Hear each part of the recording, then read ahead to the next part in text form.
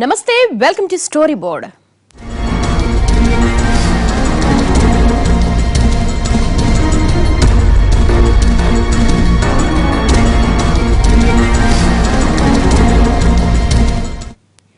దేశంలో బ్లాక్ మనీని వెలికి తీయడానికి కంకణం కట్టుకున్న కేంద్రం పెద్ద నోట్ల రద్దుతో పెద్ద నిర్ణయమే తీసుకుంది. ఆ ఘటన జరిగిన 3 వారాల తర్వాత మరో అస్త్రంతో తెరపైకొచ్చింది. ఇన్కమ్ ట్యాక్స్ చట్టంలో మార్పులు చేసి కొత్తగా తెరపైకి తెచ్చింది. పార్లమెంటును కుదిపేస్తున్న ఈ చట్టం ఎంతవరకు అక్కరకొస్తుంది? ఈ చట్టంతో నల్లధనాన్ని కట్టడి చేయొచ్చా?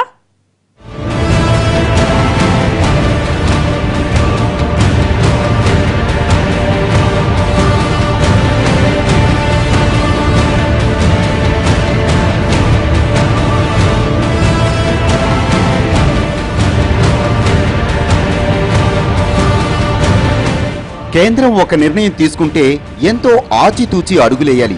ఒక నిర్ణయాన్ని అమలు చేయాలంటే దాని పూర్వపరాలను 1కి 10 సార్లు ఆలోచించాలి. యుద్ధంలోనికి దిగకముందే వ్యూహాలు పన్నుకోవాలి. ఒక్కసారి బరిలోకి దిగితే మాత్రం వెనకడుగు వెయ్యకూడదు. ఎదురొచ్చే ప్రతి సవాల్ను సమర్థవంతంగా ఎదుర్కోవాలి. పుట్టుకొచ్చే కొత్త సమస్యలకు అంతే వేగంగా పరిష్కారాలు చూపగలగాలి. భారత్ లాంటి దేశంలో ఒక చిన్న నిర్ణయానికే ఇంత కసరత్తు అవసరమైతే ఆసేతు హిమాచలం ఉన్న 126 కోట్ల మంది జనాభాను ప్రభావితం చేసే పెద్ద నోట్ల రద్దు లాంటి నిర్ణయం వెనుక ఇంకెంత కసరత్తు చేసి ఉండాలో కదా. కానీ ఇప్పుడు 3 వారాలుగా నెలకొన్న పరిస్థితులు చూస్తుంటే మాత్రం మోడీ అండ్ టీం అంత పెద్దగా తలెత్తబోయే సమస్యలను పట్టించుకోకుండా, ముందస్తు వ్యూహాలు పన్నకుండా, ప్రత్యామ్నాయాలు ఏర్పాటు చేయకుండా, అసలు భారతీయ ఆర్థిక వ్యవస్థ విధానాన్ని పూర్తి స్థాయిలో అవగతం చేసుకోకుండా నిర్ణయం తీసుకున్నట్లు కనిపిస్తోంది. 3 వారాల కిందట పెద్ద నోట్ల రద్దు ప్రకటన చేసిన మోడీ అక్కడి నుంచి రోజుకోలా కొత్త నిర్ణయాలు తీసుకుంటూనే ఉన్నారు. పుట్టుకొస్తున్న సమస్యలకు అనుగుణంగా కొత్త వెసులుబాట్లు కల్పిస్తూ వచ్చింది. ఎంత చేసినా, ఎన్ని వెసులుబాట్లు కల్పించినా బ్యాంకులకు అవసరమైన డబ్బులు పంపకుండా ఏం చేసినా వృధాయే అని మాత్రం తెలుసుకోలేకపోయింది. దీంతో గత 3 వారాలుగా ప్రజలంతా బ్యాంకులకే పరిమితమయ్యారు. కనీసం ఏటీఎంలలో ఈ కొత్త నోట్లు సరిపోతాయో లేదో కూడా చెక్ చేసుకోకుండా ఇష్టం వచ్చేసినట్లు ముద్రించింది. ఆఖరికి 2000 రూపాయల నోటుకు రంగులు కూడా సరిగ్గా అద్దలేకపోయింది. రంగు వదిలితేనే అది సరైన నోటంటూ కేంద్ర ఆర్థిక కార్యదర్శి శక్తికాంత్ దాస ప్రకటించారంటే అదెంత సిగ్గుచేటో తెలిసొస్తోంది. ఇదిలా సర్దుకుపోగానే మార్కెట్లోకి వచ్చిన 500 నోటు కూడా సరిగ్గా ప్రింట్ అవ్వలేదు. హడావిడిగా ముద్రించడం వల్ల జరిగిన పొరపాటంటూ మరోసారి ఆర్థిక కార్యదర్శి అసలు విషయం చెప్పుకోవాల్సి వచ్చింది.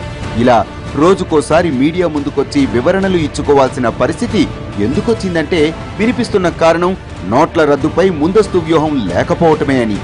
ఈరోజు మార్నింగ్ రమ్మని చెప్పారు. నిన్న ఫోన్ నెంబరు, కాంటాక్ట్ నెంబరు అన్నీ ఇచ్చాను. అకౌంట్ నెంబర్ అంతా రాశాను. ఫోన్ చేస్తా ఉన్నారు, ఫోన్ చేయలేదు. ఈరోజు 8 o'clock రమ్మన్నారు. 8 o'clock వచ్చాం. మళ్ళీ ఫోన్ నెంబర్ ఎంట్రీ చేయమంటున్నారు, అకౌంట్ నెంబర్ రాయమంటున్నారు. క్యాష్ పరిస్థితి ఏం చెప్పట్లేదు. చాలా రెక్లెస్గా చెప్తున్నారు. చాలా ఇబ్బందులు పడ్డాం. గుళ్ళో ఉండిలో వేద్దామన్నా ఉండిలో కూడా వేయనివ్వలేదండి. ఇక్కడ హైదరాబాద్ వచ్చాం. హైదరాబాద్ వచ్చినా కానీ 500 నోట్లు, 1000 నోట్లు హోటల్లోకి వెళ్ళినా ఎక్కడికి వెళ్ళినా తీసుకుంటం లేదండి. ఇబ్బందులు పడుతున్నామండి. ఇలా రోడ్డు మీద నుంచుని అలా చూస్తూ ఉన్నామండి. ఇలా మొత్తంగా దేశంలో బ్లాక్ మనీ పనిపట్టేందుకు ఐడిఎస్తో ఎరవేసింది. కానీ దానికి చాలా తక్కువ మంది నల్ల కుబేర్లే ఆకర్షితులయ్యారు. ఆపై పెద్ద నోట్ల రద్దుతో పెద్ద వల వేసింది. కానీ అందులో పెద్ద పెద్ద తిమింగలాలు పడతాయనుకుంటే చివరికి చిన్న చిన్న చేపలే భారీగా పడి గిలగిలా కొట్టుకుంటున్నాయి. ఇంతలోనే ఇప్పుడు కొత్తగా తెరపైకి ఐటీ చట్ట సవరణ తీసుకొచ్చారు. దేశంలో అమల్లో ఉన్న ఐటీ చట్టానికి భారీ మార్పులు చేసి దానిని లోక్సభలో ప్రవేశపెట్టింది కేంద్రం. ప్రధాని లేకపోయినా బిల్లు మాత్రం మూజువాణి ఓటుతో నెగ్గేసింది. The minister may now move that the bill be passed. Madam, I move that the bill be passed. I am really sorry you are not discussing the important bill. The question is that the bill be passed. Those in favor may say aye, those against may say no. I think the ayes have it. The ayes have it. The motion is adopted and the bill is passed. ఈ కొత్త IT చట్టంతో పాటు ప్రధానమంత్రి గరీబ్ కళ్యాణ్ యోజన అనే కొత్త పథకాన్ని కూడా ప్రకటించారు నరేంద్ర మోడీ. ఈ పథకం ప్రకారం నల్ల కుబేరుల దగ్గర పోగుబడ్డ నల్లధనంలో 25% ఈ పథక అకౌంట్లో వేసి పేదల అభివృద్ధికి కృషి చేస్తారు. 4 ఏళ్ల తర్వాత అంతే మొత్తాన్ని తిరిగి సదరు యజమానులకు అందిస్తారు. మొత్తంగా మరింత పదును పెట్టి ఐటీ యాక్ట్ 2016 ను లోక్సభలో కేంద్ర విత్త మంత్రి అరుణ్ జైట్లీ ప్రవేశపెట్టారు. पहला निर्णय था 26 मई 2014 को शपथ ली तो 29 मई 2014 को पहला कदम था कि 3.5 साल से जो सुप्रीम कोर्ट का फैसला था उसके आधार पर स्पेशल टास्क फोर्स का गठन किया गया जो कि काले धन को समाप्त करने के लिए अपनी रिकमेंडेशन. కేంద్రం ప్రవేశపెట్టిన కొత్త ఐటీ బిల్లు ప్రకారం నల్ల కుబేరులకు మరో అవకాశం దక్కినట్లయింది. అంతేకాదు ఇలా ప్రకటించిన ధనాన్ని కేంద్రం అభివృద్ధి కార్యక్రమాలకు మళ్లించేలా చట్ట సవరణలు చేసింది. ఈ పథకం కింద డిసెంబర్ 30లోగా బ్లాక్ మనీని ప్రకటిస్తే ఆ మొత్తం మీద దాదాపుగా 50% పన్ను రూపంలో పోతుంది. మిగిలిన 50% మాత్రమే మిగులుతుంది. అయితే ఈ లెక్కలో కూడా చాలా మెలికలున్నాయి. ఈ 50% లెక్క వెనుక చాలా కథే ఉంది. రద్దయిన 500, 1000 నోట్లతో బ్లాక్ మనీ దాచుకున్న వాళ్లంతా ఈ కొత్త చట్టం ప్రకారం తమ నల్లధనాన్ని ప్రకటిస్తే దానిపై 30% పన్ను రూపంలో చెల్లించాలి. ఇక మరో 10% ఇన్నాళ్లు ట్యాక్సులు కట్టకుండా బ్లాక్ మనీ దాచుకున్నందుకు జరిమానా వేస్తారు. ఇక పన్ను కట్టిన 30% మొత్తం మీద 33% సర్చార్జి వసూలు చేస్తారు. అంటే అదో 10% ఉంటుంది. ఇలా మొత్తంగా 50% ప్రభుత్వ పరం అయిపోవాల్సిందే. लेकिन कोई भी व्यक्ति अगर उस काले धन को बैंक में जमा कराता है और उसको डिस्क्लोज करता है तो 50% उसके ऊपर टैक्स लगेगा.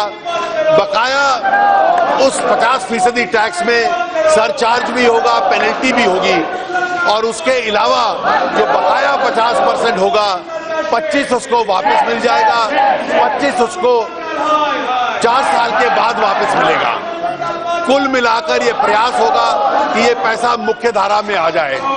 जो केंद्र की सरकार को इससे साधन मिलेंगे जो आज तक काले धन में छुपे हुए थे उन साधनों को गरीब कल्याण कोष के रूप में बढ़ाया जाएगा और ग्रामीण क्षेत्रों में गरीबी उन्मूलन करने के लिए उस सारे कोष को लगाया जाएगा. ఇక మిగిలిన 50% మొత్తంలో సగం నేరుగా మీరు ఎప్పుడైనా వాడుకునే అవకాశాన్ని కల్పిస్తుంది. మిగిలిన 25% మొత్తాన్ని నేరుగా ఆర్బీఐ పర్యవేక్షణలో ప్రధానమంత్రి గరీబ్ కళ్యాణ్ యోజన పథకానికి మళ్లించనుంది. ఈ పథకంలో ఈ మొత్తం 4 ఏళ్ల పాటు లాక్ ఇన్ పీరియడ్ లో ఉంటుంది. ఈ 4 ఏళ్ల మొత్తానికి చిల్లి గవ్వ కూడా వడ్డీ ఉండదు. 4 ఏళ్ల తరువాత సదరు డబ్బు యజమానికి ఆ మిగిలిన 25% దక్కుతుంది. ఈ 4 ఏళ్ల కాలంలో సదరు మొత్తాన్ని న్యాయం, సమానత ఉండేలా సాగునీరు, గృహ నిర్మాణం, మరుగుదొడ్ల నిర్మాణం, మౌలిక సదుపాయాలు, ప్రాథమిక విద్య, ఆరోగ్యం, జీవనోపాధి వంటి రంగాల్లో ప్రభుత్వం వినియోగిస్తుంది. 4 ఏళ్ల తర్వాతే ఆ డబ్బు సదరు యజమాని అకౌంట్లోకి చేరుతుంది. ఈ మార్పిడిని ఆర్బీఐ అధికారికంగా నోటిఫై చేస్తుంది. वो कहते हैं कि 25% पैसा रोक के गरीबों के कल्याण में देंगे उनकी योजनाओं पे. ये सब पैसा, मैं तो योजना मंत्री रहा हूं देश का, कि ये सब पैसा फिर उन स्कीम पे जाएगा. उन स्कीम को जब तक लागू करने का तरीका नहीं ठीक किया जाता वो पैसा फिर वैसे ही गड़प हो जाएगा, आम जनता तक कुछ नहीं पहुंचेगा. तो ये सिर्फ जो है लोगों की जेब से, आम जनता की जेब से पैसा निकाल के और फिर उन्हीं ठेकेदारों उन सबके बीच में गड़प हो जाएगा. न कालाधन की समस्या हल होगी न भ्रष्टाचार की. इस सबसे कुछ नहीं होला. बेवजह लोग तंग हो रहे हैं. ఈ ప్రక్రియ అంతా నల్ల కుబేరులు తమంతట తాముగా ప్రకటిస్తేనే, అదే డిసెంబర్ 30 వరకు ప్రకటించకుండా బ్లాక్ మనీ దాచుకుని ఆ డబ్బు కాస్త ఐటీ అధికారుల దాడుల్లో బయటపెడితే భారీ జరిమానాలు కట్టాల్సి వస్తుంది. అధికారుల సోదాల్లో దొరికితే బ్లాక్ మనీపై ఐటీ యాక్ట్లోని సెక్షన్ 115BB ప్రకారం 30% పన్ను చెల్లించాల్సిందే. కానీ దీన్ని తాజాగా సవరించిన చట్టంలో 30 నుంచి 60%కి పెంచారు. అంటే దొరికిన నల్ల డబ్బులో 60% పన్ను కిందే పోతుంది. ఈ 60%పై 25% సర్చార్జి కింద వసూలు చేస్తారు. అంటే అదనంగా మరో 15% సర్చార్జి పడుతుంది. అంటే ఆ 75% ప్రభుత్వ ఖాతాలోకి వెళ్లిపోతుంది. ఇక ఐటీ అధికారులు మదింపు చేసి అదనంగా మరో 10% పెనాల్టీ విధించే అవకాశం ఉంది. అంటే మొత్తంగా 85% ప్రభుత్వం తీసుకుని మిగిలిన 15% మాత్రమే సదరు నల్ల కుబేరుడికి తిరిగి ఇస్తుంది.